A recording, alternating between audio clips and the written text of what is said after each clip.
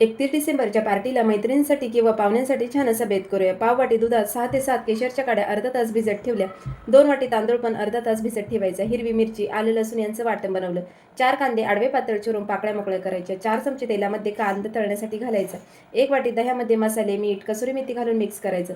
त्यात कापून घेतलेल्या सर्व भाज्या चांगल्या कोट करायच्या. मोठ्या भांड्यामध्ये पाणी घेतलं. त्यात खडे मसाले, जिरे, 3 चमचे मीठ घालून झाकण ठेवून उकळी काढायची. कांदा छान असा परतला. त्यातला काही कांदा बाजूला काढायचा. त्यात खडे मसाले, जिरे घालून मिक्स करायचं.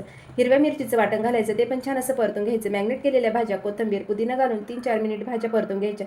झाकण ठेवून 70 ते 80% भाज्या शिजवून घ्यायच्या. पाण्याला उकळी आली की खडे मसाले गाळणीने काढून अर्ध्या लिंबाचा रस, कोथिंबीर, भिजलेला तांदूळ घालून 7 ते 8 मिनिट मोठ्या आचेवर 70 ते 80% तांदूळ शिजवून घ्यायचा. नंतर चाळणीवर नितळत ठेवायचा.